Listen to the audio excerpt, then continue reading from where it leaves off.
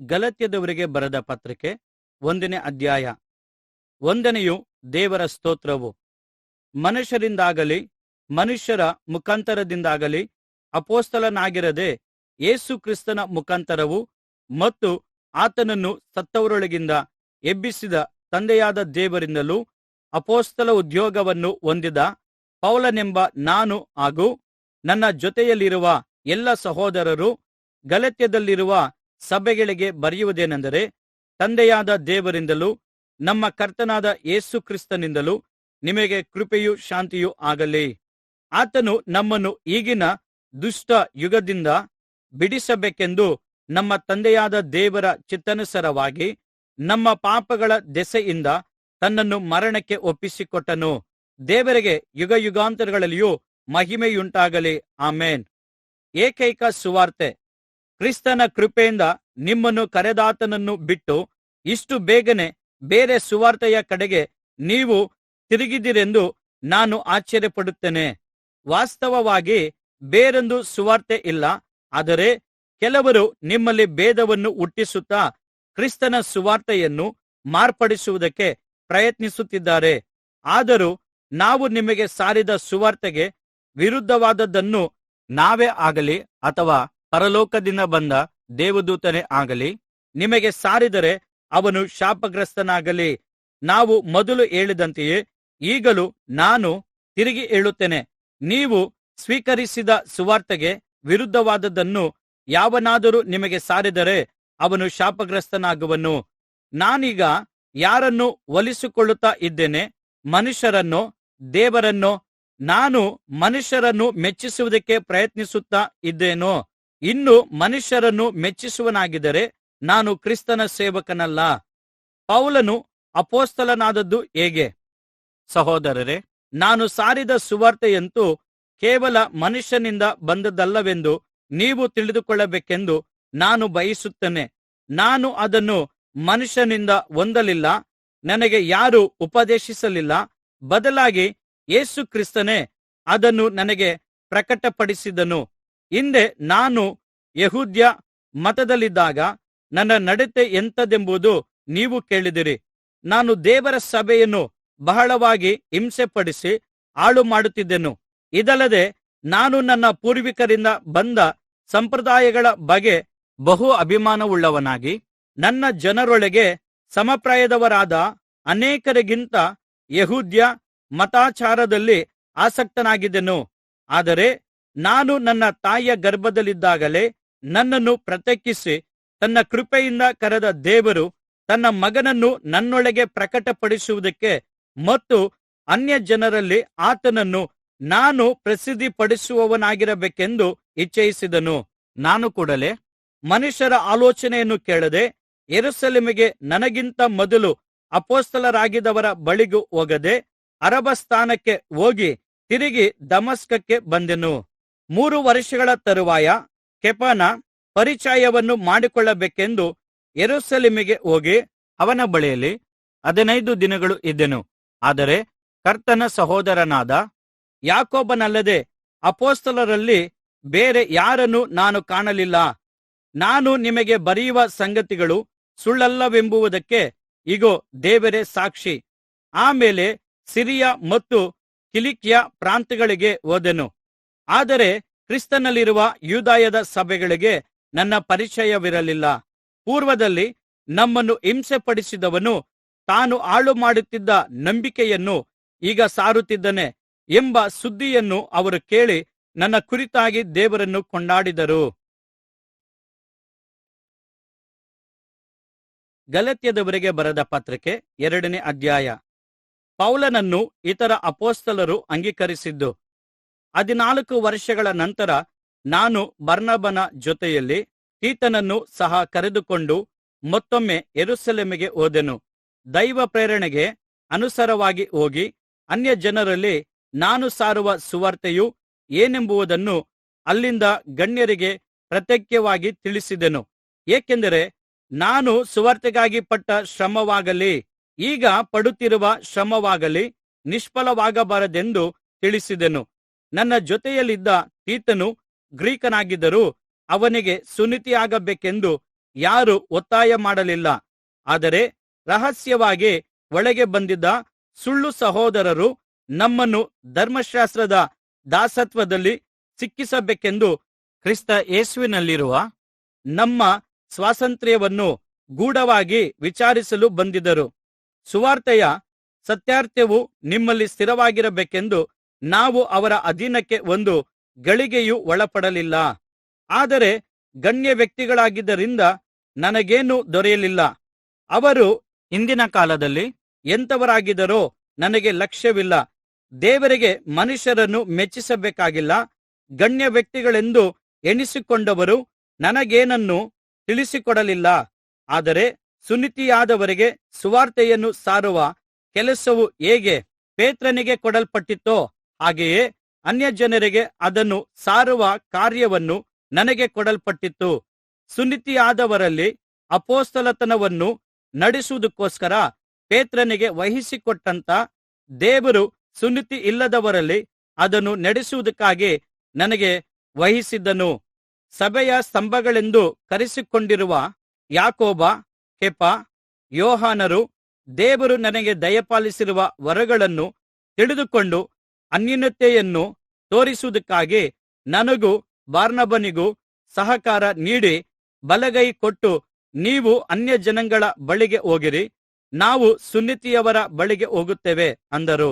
ಆದರೆ ನೀವು ನಮ್ಮಲ್ಲಿರುವ ಬಡವರನ್ನು ಮರೆಯಬಾರದೆಂಬ ಒಂದೇ ಸಂಗತಿಯನ್ನು ಬೇಡಿಕೊಂಡರು. ಹಾಗೆ ಮಾಡುವುದರಲ್ಲಿ ನಾನು ಆಸಕ್ತನಾಗಿದ್ದೆನು. ಪೌಲನು ಅಂತಿಯೋಕ್ಯದಲ್ಲಿ ಪೇತ್ರನನ್ನು ಖಂಡಿಸಿದ್ದು. ಕೇಫನು ಅಂತಿಯೋಕ್ಯಕ್ಕೆ ಬಂದಾಗ ಅವನಲ್ಲಿ ತಪ್ಪು ಕಾಣಿಸಿಕೊಂಡಿದ್ದರಿಂದ ನಾನು ಅವನನ್ನು ಮುಖಾಮುಖಿಯಾಗಿ ಖಂಡಿಸಿದೆನು. ಏಕೆಂದರೆ ಯಾಕೋಬನ ಕಡೆಯಿಂದ ಕೆಲವರು ಬರುವುದಕ್ಕೆ ಮೊದಲು ಅವನು ಅನ್ಯಜನರೊಂದಿಗೆ ಊಟ ಮಾಡುತ್ತಿದ್ದನು. ಅವರು ಬಂದ ಮೇಲೆ ಸುನ್ನತಿಯಾದವರಾದ ಅವರಿಗೆ ಅವನು ಭಯಪಟ್ಟು ಅನ್ಯಜನರನ್ನು ಬಿಟ್ಟು ತನ್ನನ್ನು ಪ್ರತ್ಯೇಕಿಸಿಕೊಂಡನು. ಇದಲ್ಲದೆ ಉಳಿದ ಯೆಹೂದ್ಯರು ಅವನೊಂದಿಗೆ ಸೇರಿ ಹಾಗೆಯೇ ಕಪಟತನದಿಂದ ವರ್ತಿಸಿದರು. ಹೀಗೆ ಬಾರ್ನಬನು ಅವರ ಕಪಟದ ಸೆಳವಿಗೆ ಬಿದ್ದನು. ಅವರು ಸುವಾರ್ತೆಯ ಸತ್ಯಾರ್ಥದ ಪ್ರಕಾರ ಸರಿಯಾಗಿ ನಡೆಯುತ್ತಿಲ್ಲವೆಂಬುದನ್ನು ನಾನು ಕಂಡಾಗ ಎಲ್ಲರ ಮುಂದೆ ಕೇಫನಿಗೆ ಹೇಳಿದೆನೆಂದರೆ, ನೀನು ಯೆಹೂದ್ಯನಾಗಿದ್ದು ಯೆಹೂದ್ಯರಂತೆ ನಡೆಯದೆ ಅನ್ಯಜನರಂತೆ ಬದುಕಿ ಅನ್ಯಜನರಿಗೆ ನೀವು ಯೆಹೂದ್ಯರಂತೆ ನಡೆದುಕೊಳ್ಳಬೇಕೆಂದು ಒತ್ತಾಯಪಡಿಸಿ ಹೇಳುವುದಾದರೂ ಹೇಗೆ? ಯೆಹೂದ್ಯರಂತೆ ಅನ್ಯಜನರು ಸಹ ನಂಬಿಕೆಯಿಂದ ರಕ್ಷಣೆ ಹೊಂದಿದ್ದಾರೆ. ನಾವಂತೂ ಜನ್ಮತಃ ಯೆಹೂದ್ಯರು, ಪಾಪಿಗಳೆನಿಸಿಕೊಂಡ ಅನ್ಯಜನರಲ್ಲ. ಯಾವನಾದರೂ ಯೇಸು ಕ್ರಿಸ್ತನ ಮೇಲೆ ನಂಬಿಕೆ ಇಡುವುದರಿಂದಲೇ ಹೊರತು ಧರ್ಮಶಾಸ್ತ್ರದ ನೇಮನಿಷ್ಠೆಗಳನ್ನು ಅನುಸರಿಸುವುದರಿಂದ ನೀತಿವಂತನೆಂದು ನಿರ್ಣಯಿಸಲ್ಪಡುವುದಿಲ್ಲವೆಂಬುದು ನಮಗೆ ತಿಳಿದಿರುವುದರಿಂದ ನಾವು ಸಹ ಧರ್ಮಶಾಸ್ತ್ರದ ನೇಮನಿಷ್ಠೆಗಳನ್ನು ಬಿಟ್ಟು ಕ್ರಿಸ್ತ ಯೇಸುವಿನಲ್ಲಿ ನಂಬಿಕೆ ಇಟ್ಟೆವು. ಏಕೆಂದರೆ ಯಾರು ಧರ್ಮಶಾಸ್ತ್ರದ ನೇಮನಿಷ್ಠೆಗಳನ್ನನುಸರಿಸಿ ನೀತಿವಂತನೆಂದು ನಿರ್ಣಯಿಸಲ್ಪಡುವುದಿಲ್ಲ. ಆದರೆ ನಾವು ಕ್ರಿಸ್ತನ ಮೂಲಕ ನೀತಿವಂತರೆಂಬ ನಿರ್ಣಯ ಹೊಂದುವುದಕ್ಕೆ ಪ್ರಯತ್ನಿಸುತ್ತಿರುವಾಗ ನಾವೋ ಪಾಪಿಗಳಾಗಿ ತೋರಿಬಂದರೆ ಕ್ರಿಸ್ತನು ಪಾಪಕ್ಕೆ ಸಹಾಯಕನಾಗಿರುವವನೋ? ಎಂದಿಗೂ ಇಲ್ಲ. ನಾನು ಕೆಡವಿದ್ದನ್ನೇ ತಿರುಗಿ ಕಟ್ಟಿದರೆ ನನ್ನನ್ನು ನಾನೇ ಅಪರಾಧಿ ಎಂದು ತೋರಿಸಿಕೊಳ್ಳುತ್ತೇನಲ್ಲಾ? ನಾನಂತೂ ದೇವರಿಗಾಗಿ ಜೀವಿಸುವುದಕ್ಕೋಸ್ಕರ ಧರ್ಮಶಾಸ್ತ್ರದ ಮೂಲಕವಾಗಿ ಧರ್ಮಶಾಸ್ತ್ರದ ಪಾಲಿಗೆ ಸತ್ತವನಾಗಿದ್ದೇನೆ. ನಾನು ಸಹ ಕ್ರಿಸ್ತನೊಂದಿಗೆ ಶಿಲುಬೆಗೆ ಹಾಕಿಸಿಕೊಂಡವನಾಗಿದ್ದೇನೆ. ಇನ್ನು ಜೀವಿಸುವವನು ನಾನಲ್ಲ, ಕ್ರಿಸ್ತನು ನನ್ನಲ್ಲಿ ಜೀವಿಸುತ್ತಾನೆ. ಈಗ ಶರೀರದಲ್ಲಿರುವ ನಾನು ಜೀವಿಸುವುದು ಹೇಗೆಂದರೆ ದೇವಕುಮಾರನ ಮೇಲಣ ನಂಬಿಕೆಯಿಂದಲೇ. ಆತನು ನನ್ನನ್ನು ಪ್ರೀತಿಸಿ ನನಗಾಗಿ ತನ್ನನ್ನು ಒಪ್ಪಿಸಿಕೊಟ್ಟನು. ನಾನು ದೇವರ ಕೃಪೆಯನ್ನು ತಿರಸ್ಕರಿಸುವುದಿಲ್ಲ. ಧರ್ಮಶಾಸ್ತ್ರದ ಮೂಲಕ ನೀತಿವಂತರಾಗಬಹುದಾದರೆ ಕ್ರಿಸ್ತನು ಮರಣಕ್ಕೀಡಾದದ್ದು ನಿರರ್ಥಕವೇ ಸರಿ. ಗಲಾತ್ಯದವರಿಗೆ ಬರೆದ ಪತ್ರಕ್ಕೆ 3ನೇ ಅಧ್ಯಾಯ. ಧರ್ಮಶಾಸ್ತ್ರವೋ ಅಥವಾ ನಂಬಿಕೆಯೋ? ಎಲೈ ಬುದ್ಧಿಹೀನರಾದ ಗಲಾತ್ಯದವರೇ, ನಿಮ್ಮನ್ನು ಮರಳುಗೊಳಿಸಿದವರು ಯಾರು? ಯೇಸು ಕ್ರಿಸ್ತನು ಶಿಲುಬೆಗೆ ಹಾಕಿಸಿಕೊಂಡವನಾಗಿ ನಿಮ್ಮ ಕಣ್ಣೆದುರಿನಲ್ಲಿಯೇ ವರ್ಣಿಸಲ್ಪಟ್ಟನಲ್ಲವೇ? ಒಂದು ಸಂಗತಿಯನ್ನು ಮಾತ್ರ ನಿಮ್ಮಿಂದ ತಿಳಿದುಕೊಳ್ಳಬೇಕೆಂದಿದ್ದೇನೆ. ನೀವು ದೇವರಾತ್ಮನನ್ನು ಹೊಂದಿದ್ದು ಧರ್ಮಶಾಸ್ತ್ರದ ನೇಮನಿಷ್ಠೆಗಳನ್ನು ಅನುಸರಿಸಿದ್ದರಿಂದಲೋ ಅಥವಾ ನಂಬಿಕೆಯ ಸುವಾರ್ತೆಯನ್ನು ಕೇಳಿದರಿಂದಲೋ ನೀವು ಇಷ್ಟು ಬುದ್ಧಿ ಇಲ್ಲದವರೋ? ದೇವರಾತ್ಮನನುಸಾರವಾಗಿ ಪ್ರಾರಂಭಿಸಿ ಈಗ ಶಾರೀರಿಕ ಸಂಬಂಧವಾಗಿ ಕೊನೆಗೊಳಿಸುವಿರೋ? ನೀವು ಇವೆಲ್ಲವುಗಳನ್ನು ಅನುಭವಿಸಿದ್ದು ವ್ಯರ್ಥವೋ ವ್ಯರ್ಥವೇ ಎಂದು ಹೇಳಬೇಕೇನು? ದೇವರು ತನ್ನ ಆತ್ಮನನ್ನು ನಿಮಗೆ ಹೇರಳವಾಗಿ ಕೊಟ್ಟು ನಿಮ್ಮಲ್ಲಿ ಮಹತ್ಕಾರ್ಯಗಳನ್ನು ನಡೆಸುತ್ತಾ ಬಂದದ್ದು ನೀವು ಧರ್ಮಶಾಸ್ತ್ರವನ್ನು ಅನುಸರಿಸಿದ್ದರಿಂದಲೋ ಅಥವಾ ಸುವಾರ್ತೆಯನ್ನು ಕೇಳಿ ನಂಬಿದ್ದರಿಂದಲೋ? ಅಬ್ರಹಾಮನು ದೇವರನ್ನು ನಂಬಿದನು, ಆ ನಂಬಿಕೆಯು ಅವನ ಪಾಲಿಗೆ ನೀತಿಯೆಂದು ಎಣಿಸಲ್ಪಟ್ಟಿತು ಎಂಬುದಾಗಿ ಬರೆದಿದೆಯಲ್ಲಾ. ಆದ್ದರಿಂದ ನಂಬುವವರೇ ಅಬ್ರಹಾಮನ ಮಕ್ಕಳೆಂದು ತಿಳಿದುಕೊಳ್ಳಿರಿ. ದೇವರು ಅನ್ಯಜನರನ್ನು ನಂಬಿಕೆಯ ನಿಮಿತ್ತವಾಗಿಯೇ ನೀತಿವಂತರೆಂದು ನಿರ್ಣಯಿಸುವನೆಂಬುದಾಗಿರುವ ವೇದವಾಕ್ಯವನ್ನು ಮೊದಲೇ ಕಂಡು ಅಬ್ರಹಾಮನಿಗೆ ನಿನ್ನ ಮೂಲಕ ಎಲ್ಲಾ ಜನಾಂಗಗಳವರಿಗೆ ಆಶೀರ್ವಾದ ಉಂಟಾಗುವುದೆಂಬ ಸುವಾರ್ತೆಯನ್ನು ಮುಂಚಿತವಾಗಿಯೇ ತಿಳಿಸಿತು. ಹೀಗಿರಲಾಗಿ ಯೇಸು ಕ್ರಿಸ್ತನಲ್ಲಿ ನಂಬಿಕೆ ಇಡುವವರು ನಂಬಿಕೆ ಇಟ್ಟ ಅಬ್ರಹಾಮನೊಂದಿಗೆ ಆಶೀರ್ವಾದವನ್ನು ಹೊಂದುವವರು. ಮೋಶೆಯ ಧರ್ಮಶಾಸ್ತ್ರದ ನೇಮನಿಷ್ಠೆಗಳನ್ನು ಆಧಾರ ಮಾಡಿಕೊಂಡಿರುವವರೆಲ್ಲರೂ ಶಾಪಗ್ರಸ್ತರಾಗಿದ್ದಾರೆ. ಹೇಗೆಂದರೆ ಧರ್ಮಶಾಸ್ತ್ರದಲ್ಲಿ ಬರೆದಿರುವಗಳೆಲ್ಲವನ್ನು ಪ್ರತಿನಿತ್ಯವೂ ಪಾಲಿಸದಿರುವ ಪ್ರತಿಯೊಬ್ಬನು ಶಾಪಗ್ರಸ್ತನೇ ಎಂದು ಧರ್ಮಶಾಸ್ತ್ರದಲ್ಲಿ ಬರೆದಿದೆ. ಇದಲ್ಲದೆ ಧರ್ಮಶಾಸ್ತ್ರದಿಂದ ಯಾರೂ ದೇವರ ಸನ್ನಿಧಿಯಲ್ಲಿ ನೀತಿವಂತರಾಗಿರಲು ಸಾಧ್ಯವಿಲ್ಲವೆಂದು ಸ್ಪಷ್ಟವಾಗಿದೆ. ಏಕೆಂದರೆ ನೀತಿವಂತನು ನಂಬಿಕೆಯಿಂದಲೇ ಬದುಕುವನು ಎಂದು ಪ್ರಕಟವಾಗಿದೆ.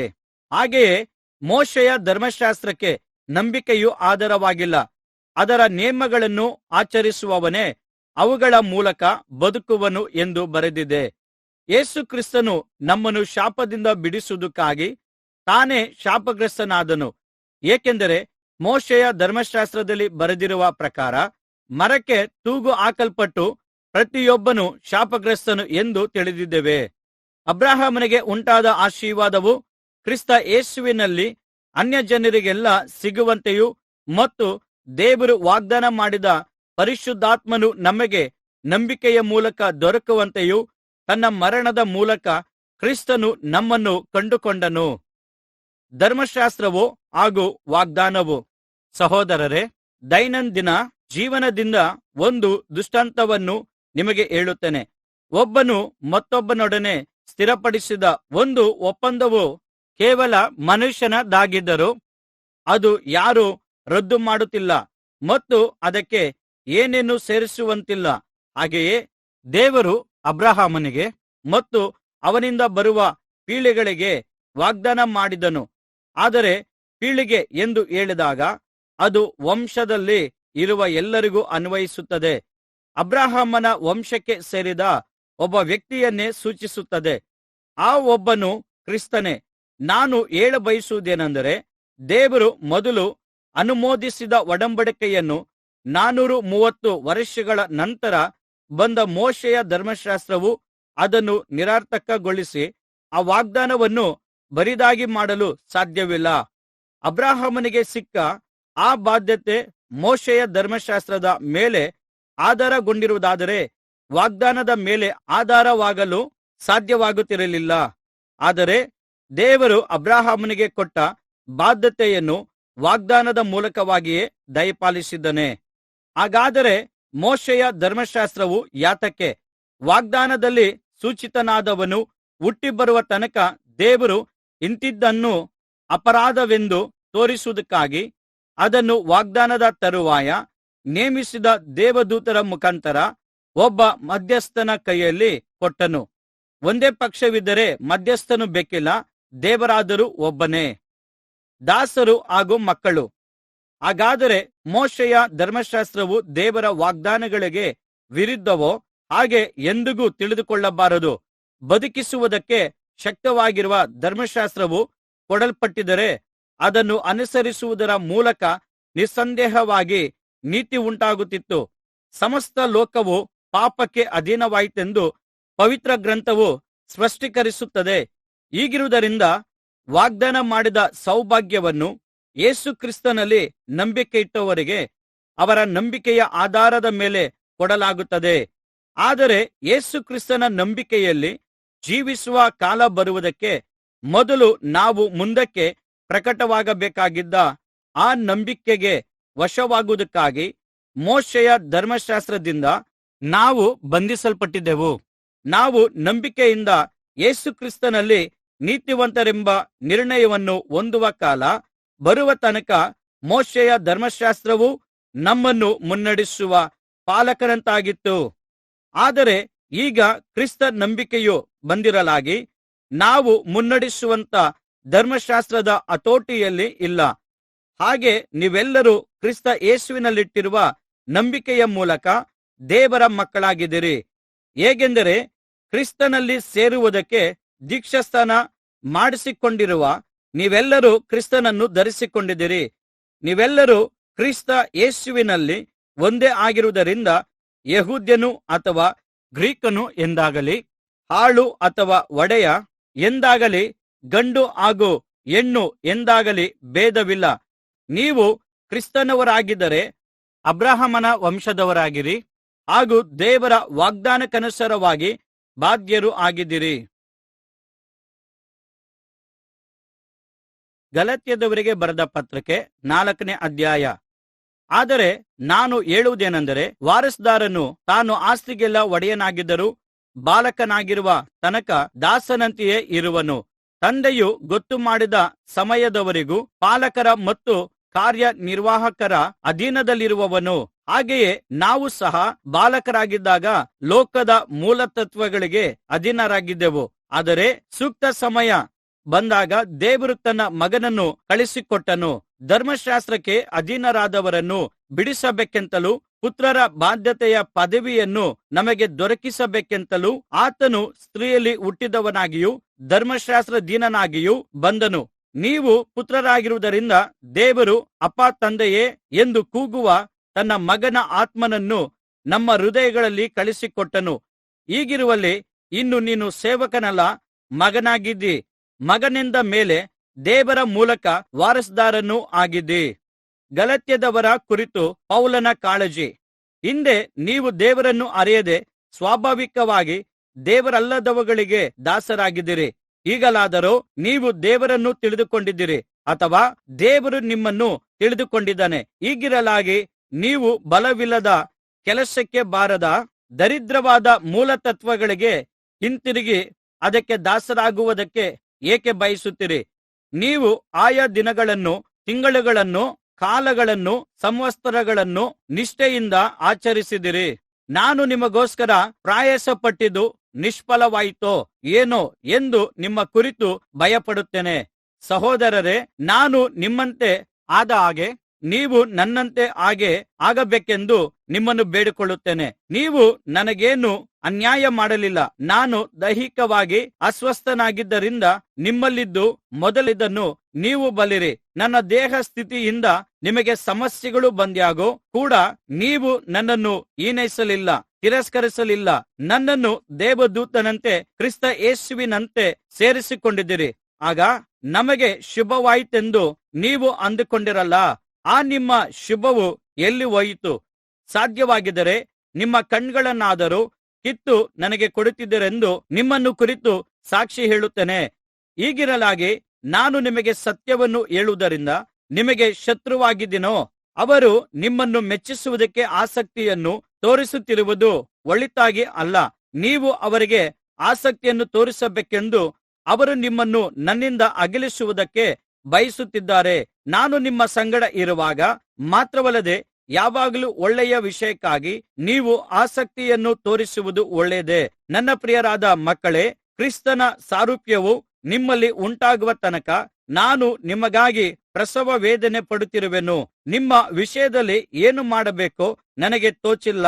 ಬಹುಶಃ ನೇರವಾಗಿ ನಿಮ್ಮ ಬಳಿಗೆ ಬಂದು ನಿಮ್ಮ ಮಧ್ಯದಲ್ಲೇ ಇದ್ದು ನನ್ನ ಮಾತಿನ ರೀತಿಯನ್ನು ಬದಲಾಯಿಸಿದರೆ ಚೆನ್ನಾಗಿರುತ್ತಿತ್ತೇನೋ.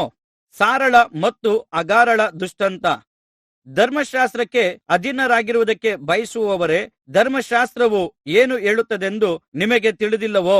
ನನಗೆ ತಿಳಿಯಪಡಿಸಿರಿ. ಅದರಲ್ಲಿ ಬರೆದಿರುವುದೇನೆಂದರೆ, ಅಬ್ರಹಾಮನಿಗೆ 2 ಮಕ್ಕಳಿದ್ದರು. ಒಬ್ಬನು ದಾಸಿಯಲ್ಲಿ ಹುಟ್ಟಿದವನು, ಮತ್ತೊಬ್ಬನು ಸ್ವತಂತ್ರಳಾದವಳಲ್ಲಿ ಹುಟ್ಟಿದವನು. ದಾಸಿಯ ಮಗನು ಶಾರೀರಿಕನುಸಾರವಾಗಿ ಹುಟ್ಟಿದವನು, ಸ್ವತಂತ್ರಳಾದವಳ ಮಗನಾದರೋ ವಾಗ್ದಾನದ ಮೂಲಕ ಹುಟ್ಟಿದವನು. ಈ ಸಂಗತಿಗಳು ಹೋಲಿಕೆಗಳಾಗಿವೆ. ಹೇಗೆಂದರೆ, ಆ 2 ಸ್ತ್ರೀಯರು 2 ಒಡಂಬಡಿಕೆಗಳೇ. ಒಂದು ಒಡಂಬಡಿಕೆಯು ಸೀನಾಯಿ ಪರ್ವತದಿಂದ ಉಂಟಾಗಿ ದಾಸತ್ವದಲ್ಲಿರಬೇಕಾದ ಮಕ್ಕಳನ್ನು ಹೆರುವಂಥದ್ದು, ಅದೇ ಆಗರಳು. ಆಗರಳು ಅಂದರೆ ಅರಬಸ್ಥಾನದಲ್ಲಿರುವ ಸೀನಾಯಿ ಪರ್ವತವನ್ನು ಸೂಚಿಸುವಂಥದ್ದು. ಈಗಿನ ಯೆರೂಸಲೇಮಿಗೆ ಎಂಬುವಳಿಗೆ ಹೋಲಿಕೆಯಾಗಿದ್ದಾಳೆ. ಏಕೆಂದರೆ ಆಕೆಯು ತನ್ನ ಮಕ್ಕಳೊಂದಿಗೆ ಈಗ ದಾಸತ್ವದಲ್ಲಿದ್ದಾಳೆ. ಆದರೆ ಮೇಲಣ ಯೆರೂಸಲೇಮ್ ಎಂಬುವವಳು ಸ್ವತಂತ್ರಳು. ಇವಳೇ ನಮಗೆ ತಾಯಿ. ಹೆರದ ಬಂಜೆಯೇ ಆನಂದಿಸು, ಪ್ರಸವ ವೇದನೆ ಇಲ್ಲದವಳೇ ಹರ್ಷೋದ್ಗಾರ ಮಾಡು. ಗಂಡ ಉಳ್ಳವಳಿಗಿಂತ ಗಂಡ ಬಿಟ್ಟವಳಿಗೆ ಮಕ್ಕಳು ಹೆಚ್ಚು ಎಂದು ಬರೆದಿದೆಯಲ್ಲ. ಸಹೋದರರೇ, ನಾವು ಇಸಾಕನಂತೆ ವಾಗ್ದಾನದ ಫಲವಾಗಿ ಹುಟ್ಟಿದ ಮಕ್ಕಳಾಗಿದ್ದೇವೆ.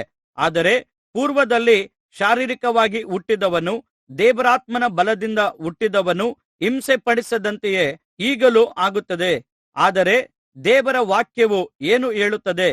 ದಾಸಿಯನ್ನು ಅವಳ ಮಗನನ್ನು ಹೊರಗೆ ಹಾಕು. ದಾಸಿಯ ಮಗನು ಸ್ವತಂತ್ರಳ ಮಗನೊಂದಿಗೆ ಎಷ್ಟು ಮಾತ್ರಕ್ಕೂ ಬಾಧ್ಯಸ್ಥನಾಗಬಾರದು ಎಂದು ಹೇಳುತ್ತದೆ. ಸಹೋದರರೇ, ನಾವು ದಾಸಿಯ ಮಕ್ಕಳಲ್ಲ, ಸ್ವತಂತ್ರಳಾದವಳ ಮಕ್ಕಳೇ ಎಂದು ತಿಳಿದುಕೊಳ್ಳಿರಿ.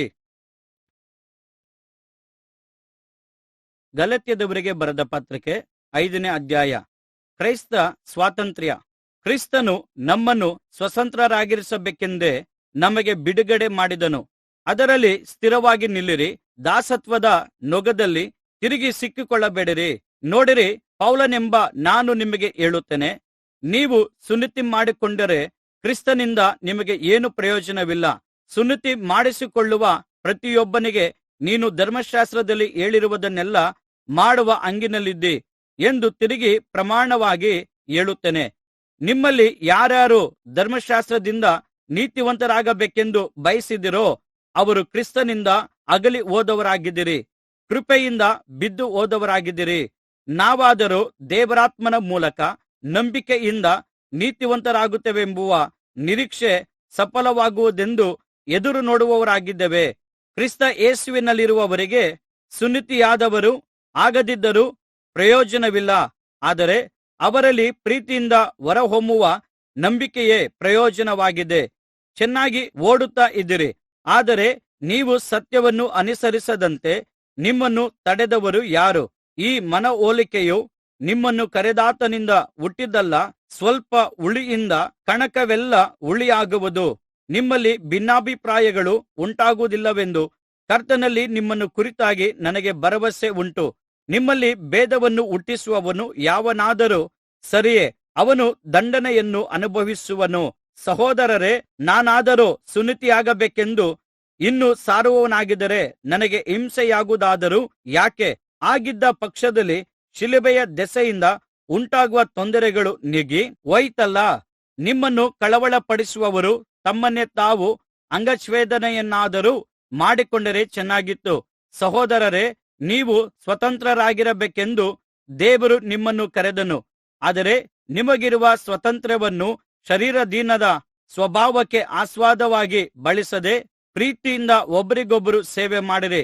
ನಿನ್ನ ನೆರೆಯವನನ್ನು ನಿನ್ನಂತೆಯೇ ಪ್ರೀತಿಸು ಎಂಬ ಒಂದೇ ಮಾತಿನಲ್ಲಿ ಧರ್ಮಶಾಸ್ತ್ರವೆಲ್ಲ ಅಡಗಿದೆ. ಆದರೆ ನೀವು ಒಬ್ಬರನ್ನೊಬ್ಬರು ಕಚ್ಚಾಡಿ ಹರಕೊಂಡು ತಿನ್ನುವರಾದರೆ ಒಬ್ಬರಿಂದೊಬ್ಬರು ನಾಶವಾದಿರಿ. ಎಚ್ಚರಿಕೆ. ಆತ್ಮನ ಫಲವು ಮತ್ತು ದೇಹದ ದುಷ್ಫಲಗಳು. ನಾನು ಹೇಳುವುದೇನೆಂದರೆ, ಪವಿತ್ರಾತ್ಮನನ್ನು ಅನುಸರಿಸಿ ನಡೆದುಕೊಳ್ಳಿರಿ. ಆಗ ನೀವು ಶರೀರ ಭಾವದ ಅಭಿಲಾಷೆಗಳನ್ನು ಎಷ್ಟು ಮಾತ್ರಕ್ಕೂ ನೆರವೇರಿಸುವುದಿಲ್ಲ. ಏಕೆಂದರೆ ಶರೀರಾಭಿಲಾಷೆಯು ಆತ್ಮನಿಗೆ ವಿರುದ್ಧವಾಗಿದೆ, ಆತ್ಮನ ಅಭಿಲಾಷೆಯು ಶರೀರ ಭಾವಕ್ಕೆ ವಿರುದ್ಧವಾಗಿದೆ. ನೀವು ಮಾಡಲಿಚ್ಛಿಸುವುದನ್ನು ಮಾಡದಂತೆ ಇವು ಒಂದಕ್ಕೊಂದು ಹೋರಾಡುತ್ತವೆ. ಆದರೆ ನೀವು ಆತ್ಮನಿಂದ ನಡೆಸಿಕೊಳ್ಳುವರಾದರೆ ಧರ್ಮಶಾಸ್ತ್ರಕ್ಕೆ ಅಧೀನರಲ್ಲ. ಶರೀರ ಭಾವದ ಸ್ವಭಾವಗಳು ಪ್ರತ್ಯಕ್ಷವಾಗಿಯೇ ಇವೆ.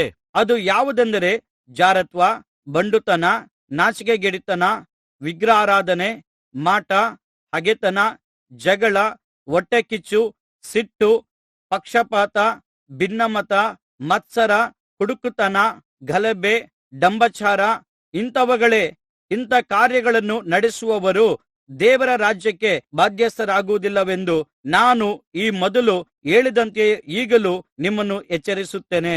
ಆದರೆ ದೇವರಾತ್ಮನಿಂದ ಉಂಟಾಗುವ ಫಲವೇನೆಂದರೆ ಪ್ರೀತಿ, ಸಂತೋಷ, ಸಮಾಧಾನ, ದೀರ್ಘಶಾಂತಿ, ದಯೆ, ಪರೋಪಕಾರ, ನಂಬಿಕೆ, ಸಾಧುತ್ವ, ಕ್ಷಮೆದಮೆ ಇಂಥವುಗಳೇ.